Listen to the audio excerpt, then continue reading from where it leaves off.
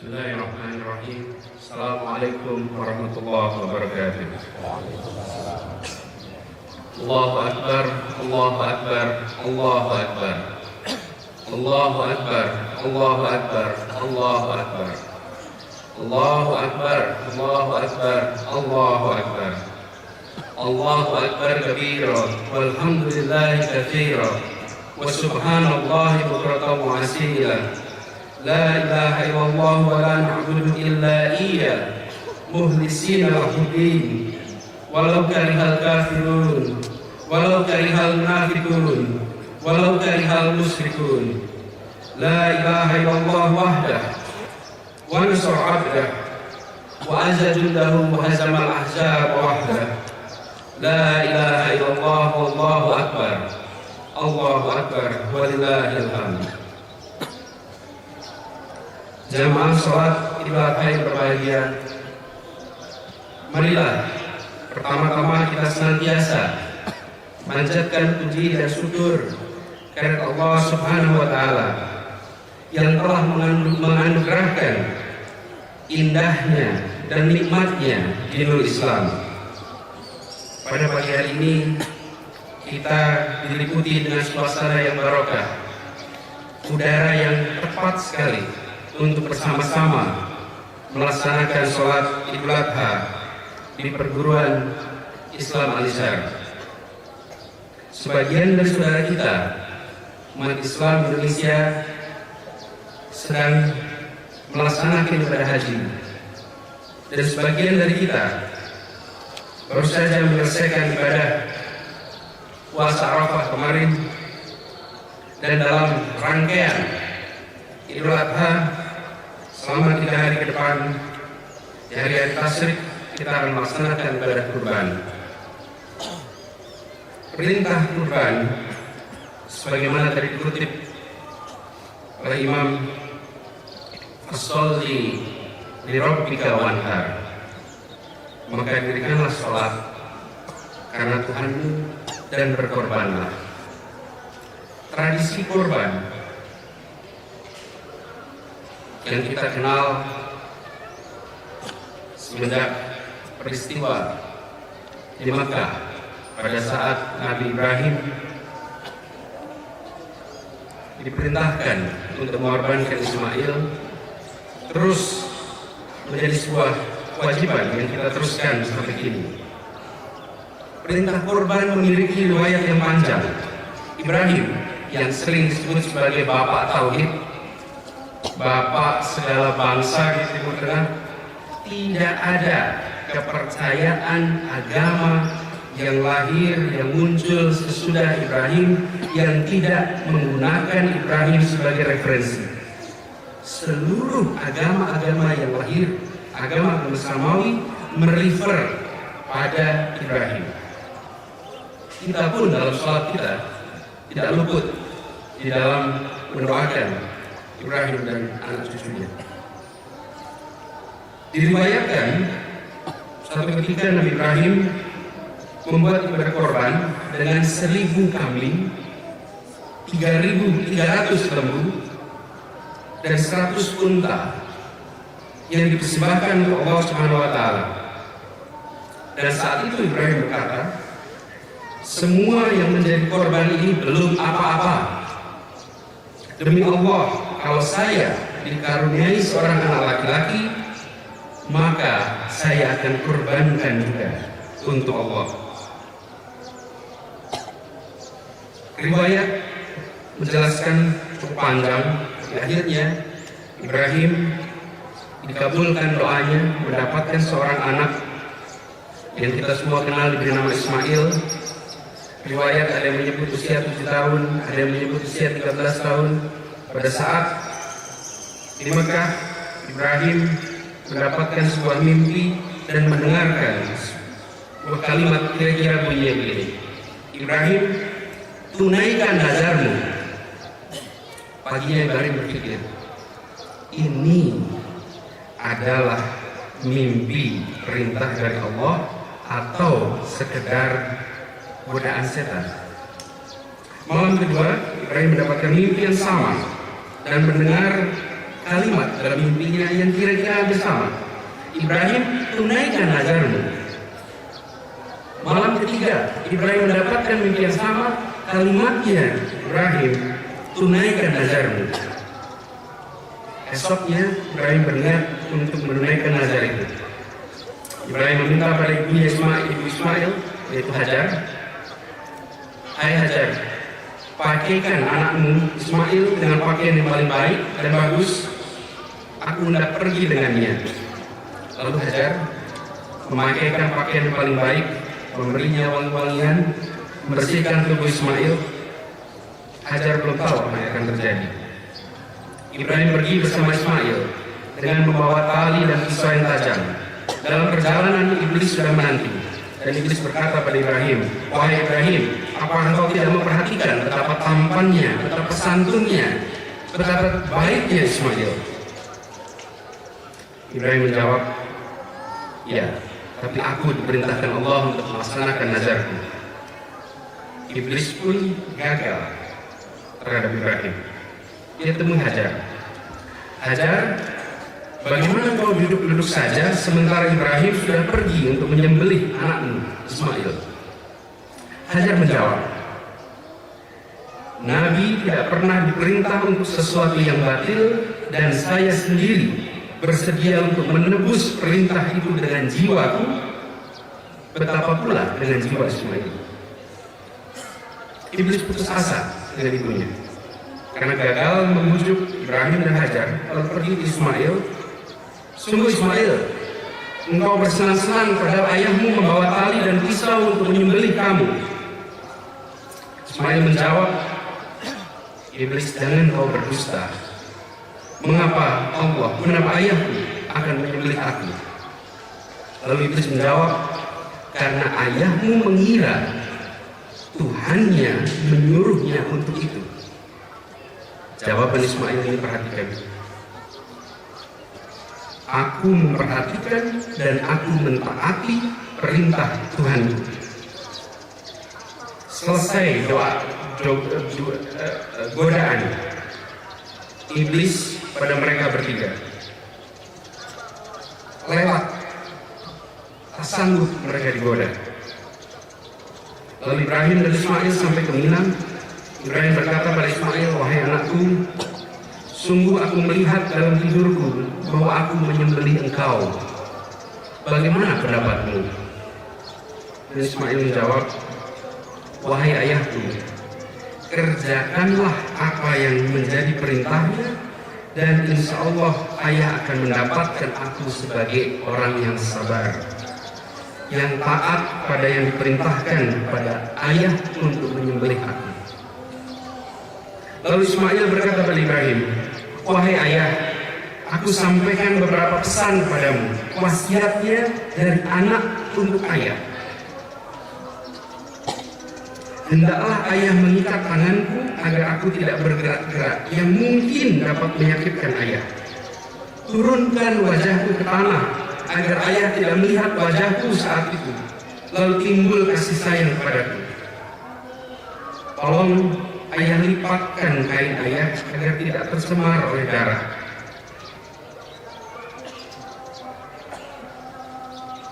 Tajamkan pisau itu ayah, dan jangan ceritakan ini semua pada ibu. Hendaklah ayah menajamkan semuanya agar prosesnya cepat.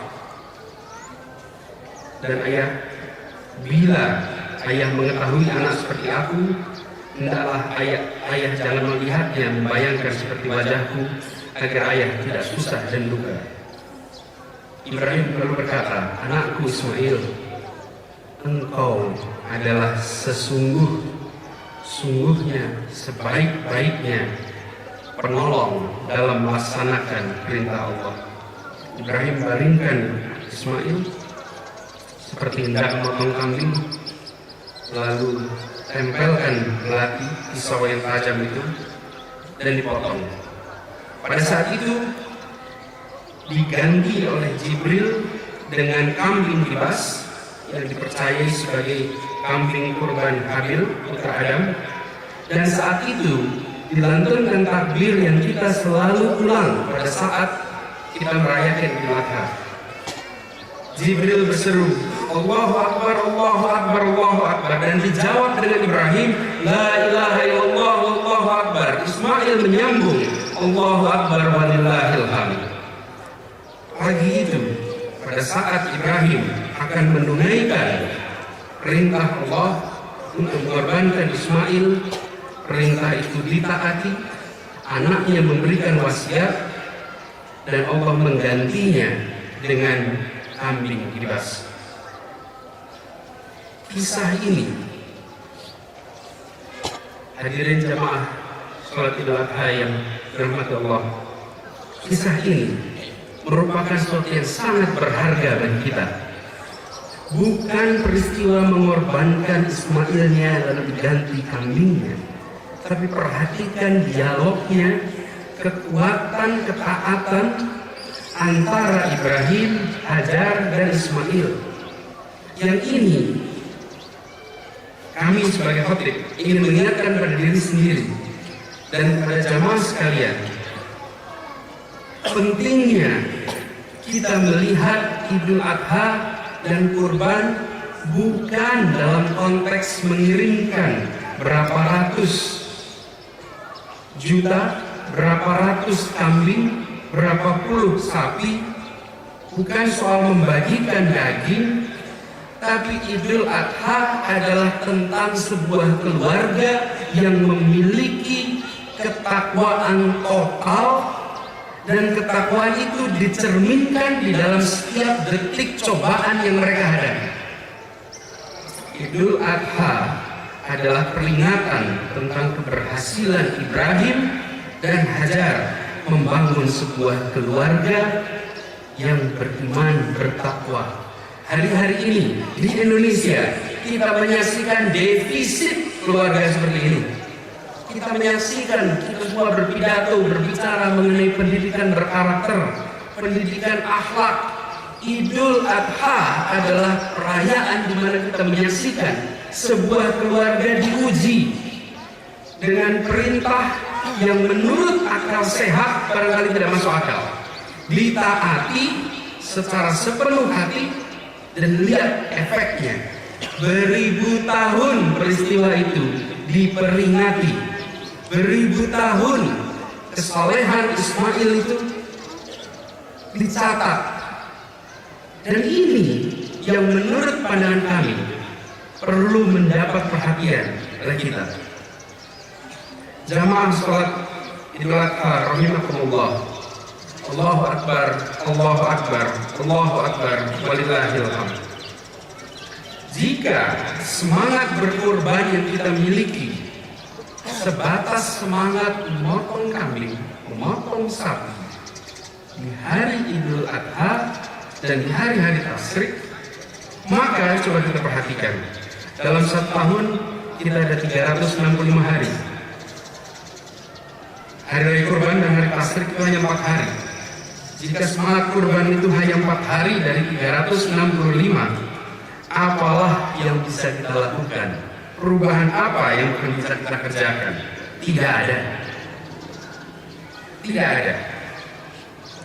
Seseorang memberikan hewan kurban, bisa kambing, bisa sapi, namun beberapa hari kemudian kembali hidup dalam egoisme, kembali hidup mementingkan diri, tidak peduli dengan masyarakat, dan lebih parah lagi adalah bila tidak mempertahankan sikap yang penuh integritas, sikap yang punya akhlak, dan terjebak dalam perbuatan-perbuatan yang mengarah pada sikap-sikap kafir.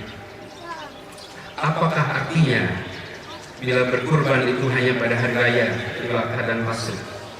Disinilah kami ingatkan pada diri sendiri dan kepada jamaah sholat Idul Adha yang dirahmati Allah, bahwa bangsa kita, republik ini membutuhkan generasi-generasi bangsa yang mau berkorban untuk memikirkan masa depan, mau untuk melakukan kurban bukan semata-mata di hari tasyrik dan hari Idul Adha ini, tetapi mau untuk melepas apa yang dicita-citakannya untuk sebuah tujuan yang lebih besar.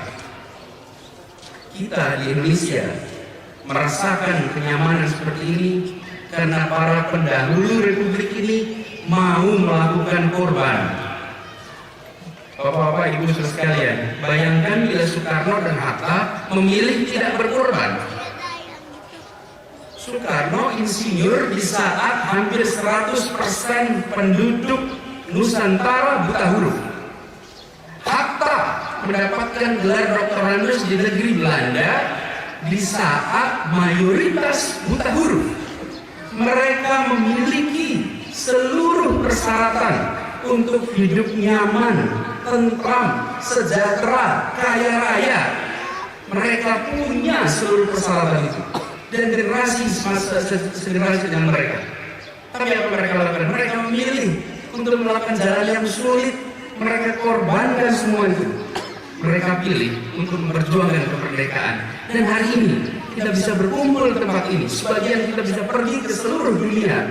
Karena apa? Karena korban para pendiri Republik ini. Mereka mau berkorban dan kita merasakan faedah korban itu. Bila hari ini kita hanya menghasilkan generasi yang memikirkan diri sendiri, yang memikirkan kepentingan dirinya, keluarganya, maka tradisi berkorban yang diteruskan oleh para pendiri Republik ini akan berhenti. Karena itu menjadi kewajiban bagi kita untuk mengingat-ingat bukan hanya kurban yang dilakukan di Mekah sana, tapi kurban yang dilakukan oleh para pendiri Republik ini. Dan itu yang merubah nasib bangsa kita. Tidak mungkin kita berubah seperti ini jika tidak ada korban. Dan tidak mungkin jika kita tidak mengusahakannya. Allah sendiri memberikan pesan yang sangat jelas. Inna Allah la yughayyiru ma biqaumin hatta yughayyiru ma bi anfusihim. Tidak akan kami berubah nasib kalian, tidak akan kami berubah nasib suatu kaum bila kalian sendiri, bila kaum itu sendiri tidak berubahnya.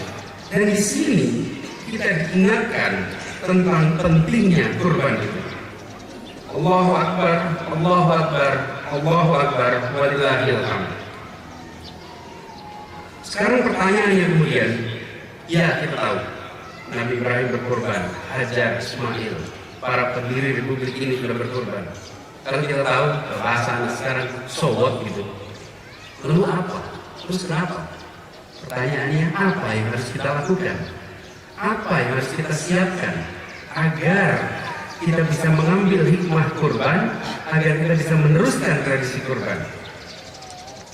Di sini, bila Hajar memberikan pelajaran yang sangat besar pada kita, bila Ibrahim dan Ismail memberikan contoh ketaatan itu, bayangkan hari ini jika kita mendapatkan ujian seperti itu. Anak semata wayang yang sudah diharap-harapkan hadir berpuluh tahun, kemudian harus dilepaskan. Bayangkan dengan kita yang ingin makmur sejahtera, lalu satu saat kita dapat perintah kurbankan seluruh kemakmuran itu. Sanggup tidak? Terus anak, lepaskan kemakmuran kita. Bila itu menjadi perintah, sanggup tidak? Jangankan anak, baru barang yang kita dapat dan mudah dilepas saja, kita merasakan beratnya itu.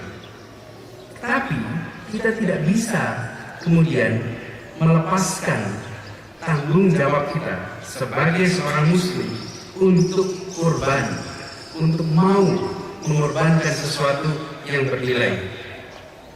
Di sini kemudian izinkan kami sebagai khotib untuk mengingatkan diri sendiri dan mengingatkan para jamaah sekalian pentingnya membangun keluarga yang sanggup berkorban. Dan ada pesan-pesan hikmah dari keluarga Ibrahim yang izinkan saya untuk menyebutkan beberapa. Pertama, dan menarik ini, sebagai orang tua, Ibrahim tidak otoriter dan sewenang-wenang. Ibrahim tahu apa yang benar, tapi Ibrahim konsultasikan pada anak. Ibrahim tidak serta-merta menyembelih Ismail. Ibrahim tidak memaksakan pendapatnya, tapi Ibrahim melatih sikap dialog, sikap tukar pikiran dengan Ismail.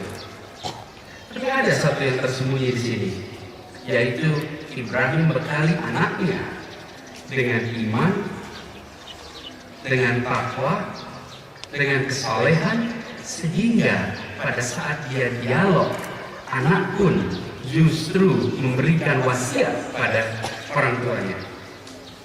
Yang kedua, Ismail ini banyak ditinggal oleh Ibrahim. Ibrahim itu berjalan seorang pengembara, banyak pergi kemana-mana. Hampir seluruh titik di Timur Tengah yang menjadi tradisi sekitar periode Mesopotamia itu dikunjungi oleh Ibrahim. Bila kita melihat sejarah titik-titik kunjungan Ibrahim, rasanya impresif sekali. Di saat belum ada kendaraan yang luar biasa cepat seperti sekarang, ada seorang manusia yang bisa mendatangi titik-titik yang sangat jauh. Ibunya yang banyak menemani Ismail.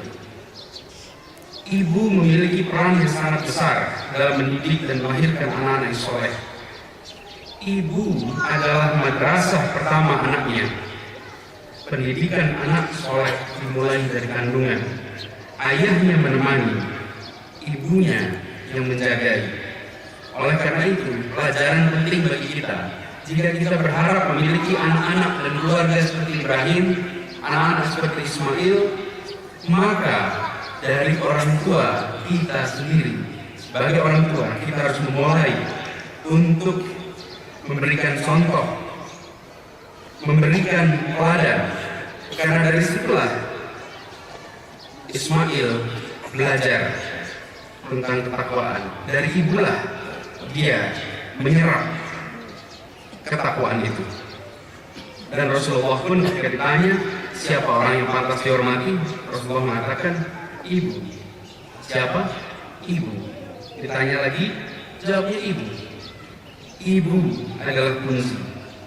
Dan di sini sekalian, apabila kita perhatikan di Indonesia, kita banyak memberikan perhatian pada sekolah. Sekolah dipandang sebagai tempat mendidik anak. Yang kita lupa, sebetulnya pendidik terpenting adalah orang tua. Sementara pendidik yang paling tak tersiapkan, orang tua. Pendidik terpenting yang paling tak tersiapkan adalah orang tua. Ismail tidak dikirim ke perguruan manapun. Ismail dididik di perguruan rumah tangga. Ini adalah pelajaran yang sangat penting bagi kita yang saat ini memiliki cita-cita agar anak-anak kita bisa meneruskan tradisi keislaman. Dan di sini sekalian ada pesan sederhana. Orang tua mendidik dengan contoh. Orang tua mendidik dengan keteladanan. Karenanya saya sebenarnya tidak terlalu favorit dengan diskusi pendidikan karakter untuk anak-anak. Pendidikan karakter untuk anak-anak itu ya baik-baik saja. Namanya juga anak-anak diajari karakter. Yang harus belajar karakter ini siapa? Guru-gurunya. Gurunya yang belajar karakter. Lalu siapa lagi yang belajar karakter? Orang tuanya yang diajari karakter. Lalu mereka praktekkan, baru anak-anak belajar dari mereka. Tapi bukan kita datang kepada anak-anak, anak-anak mari kita baca, ini daftar karakter yang baik.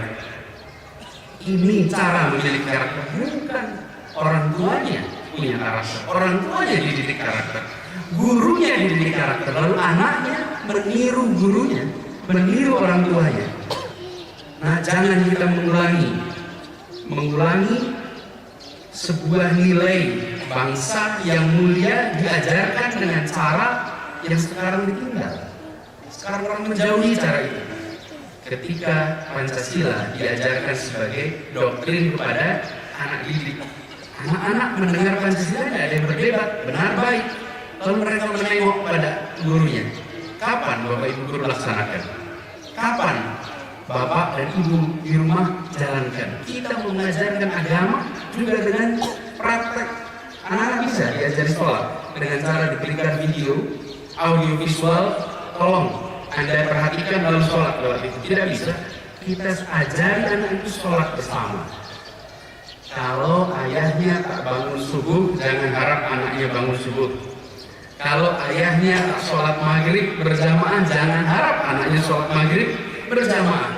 Kalau ayahnya tidak menjalankan puasa, jangan harap anaknya puasa.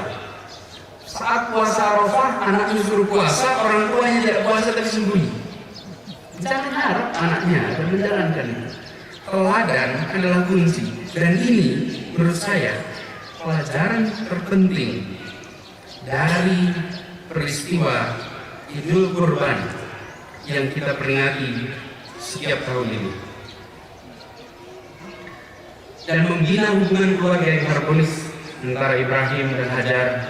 Padahal kita tahu Ibrahim memiliki dua keluarga di tempat yang berbeda, dikelola keluarga itu dengan harmonis, bahkan ada ketaatan yang luar biasa.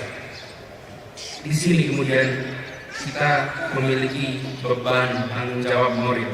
Bisakah kita meneruskan tradisi yang sudah dimulai oleh Ibrahim itu? Keluarga adalah bagian terkecil dari masyarakat. Kunci utama membangun karakter unggulan adalah membangun karakter di dalam keluarga, membangun karakter sejak anak-anak. Bila kita tidak memainkan peran itu sekarang di keluarga kita, di anak-anak kita, maka jangan harap generasi masa depan akan memiliki anak-anak yang siap berkorban. Bapak Ibu saudara sekalian, apabila hari ini kita mensyukuri kenikmatan merdeka, kenikmatan kesejahteraan, maka kita sering secara eksplisit lupa untuk menyadari pengorbanan pendahulu kita. Walaupun implisit kalau kita diingatkan, kita tersadarkan. Bayangkan bila anak-anak kita adalah anak-anak yang berkorban hari ini, dan anak-anak yang beberapa dekade yang akan datang akan dikenang oleh anak cucunya sebagai orang-orang yang memberikan perubahan yang besar di masyarakat. Indonesia diprediksikan akan menjadi bangsa yang besar, bangsa yang kokoh, bangsa yang berpengaruh di dunia. Ukurannya luar biasa besar. Bila kita lihat begitu banyak optimisme di dunia luar, tapi di dalam negeri kita justru cenderung melihat hal-hal yang kurang, hal-hal yang negatif. Apabila kita perbaiki mulai dari keluarga, maka insya Allah harapan itu akan bisa tercapai. Kuncinya sekali lagi adalah pada manusia. Kuncinya bukan pada alam. Sebagai informasi untuk sekalian, kekayaan alam negara bangsa-bangsa Muslim, negara-negara yang penduduknya mayoritas Muslim luar biasa banyak.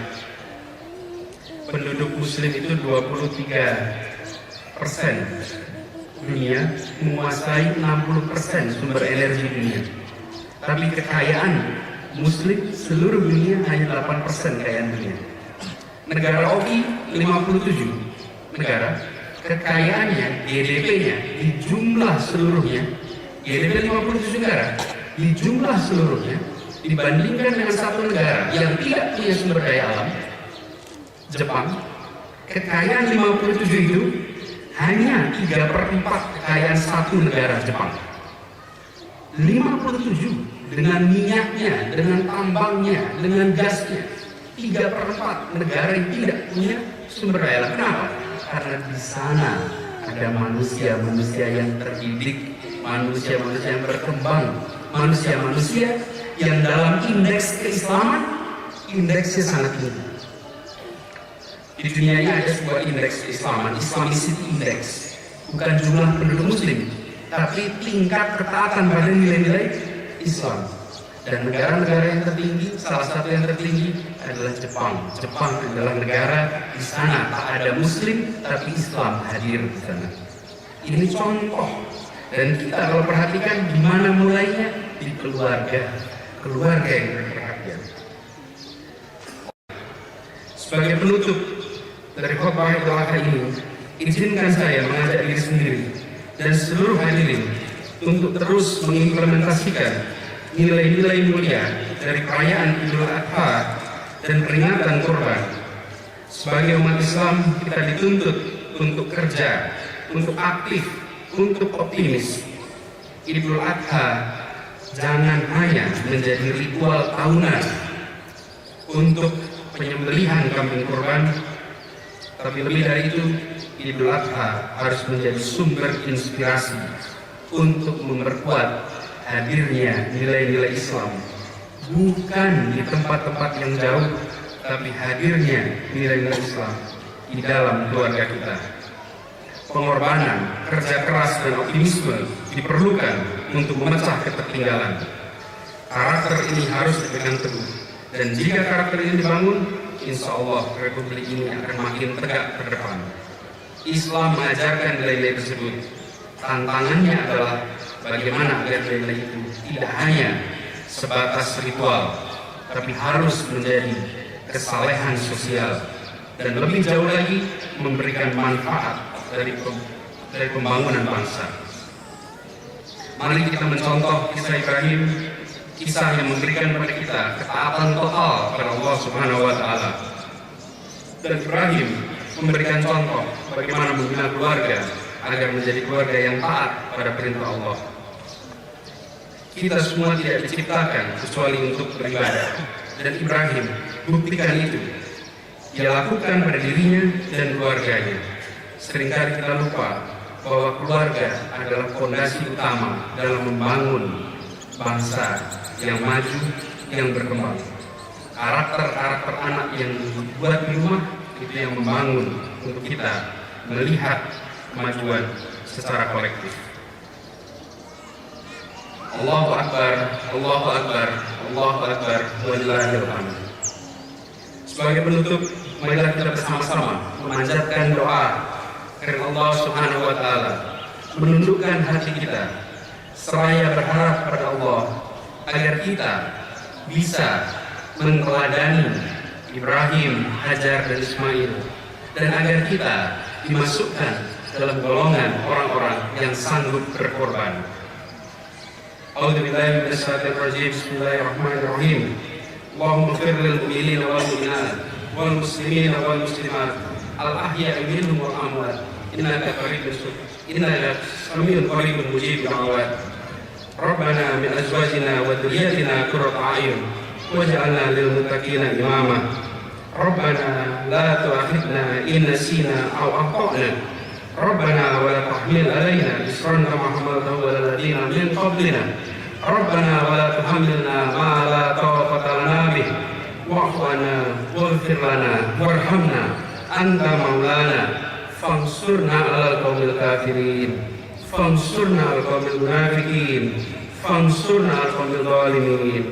Ya Allah, Tuhan semesta alam, pada pagi hari ini 10 Dzulhijjah 1432 bersamaan dengan hari raya Idul Adha, kami mohon kepadamu menundukkan hati di tempat ini sebagai makhluk yang tak berdaya di hadapanmu. Ampunilah kedua dosa orang tua kami, berikanlah rahmat kepada keduanya sebagaimana mereka mendidik kami ketika kami masih kecil. Jadikanlah kami sebagai orang tua yang bisa menjadi panutan dan contoh bagi putra dan putri kami. Jadikanlah kami orang tua yang bisa mendidik anak kami dengan sebaik-baiknya. Jadikanlah kami sebagai anak yang soleh, anak yang solehah, anak yang berbakti kepada orang tua, berbakti kepada bangsa dan agama. Sesungguhnya anak-anak kami adalah amanah kami, adalah penerus kami. Ya Allah, ya Tuhan yang Maha Pengasih lagi Maha Penyayang, Tuhan semesta alam, berikanlah berkah dan hidayah-Mu kepada kami. Jadikanlah kami senantiasa manusia yang tak lupa bersyukur kepadamu. Jadikanlah kami manusia yang senantiasa bekerja keras. Jadikanlah kami manusia yang optimis melihat masa depan. Ya Allah, ya Tuhan kami, ya Allah yang Maha Pengasih yang penyayang, anugerahkanlah bangsa Indonesia dengan manusia yang terdidik, karena sesungguhnya manusia yang terdidik, terserahkan adalah kunci utama untuk kita bisa meraih cita-cita bangsa. Jadikanlah bangsa kami tidak hanya terdidik dalam pengetahuan, namun terdidik dalam moral, terdidik dalam akhlak, sehingga kami bisa menjaga bahtera negeri ini. Ya Allah, ya Tuhan yang Maha Pengasih lagi Maha Penyayang, kabulkanlah doa kami. Rabbana atina fid dunya hasanah wa fil akhirati hasanah wa qina adzabannar. Alhamdulillahirabbil alamin. Assalamualaikum warahmatullahi wabarakatuh. Waalaikumsalam.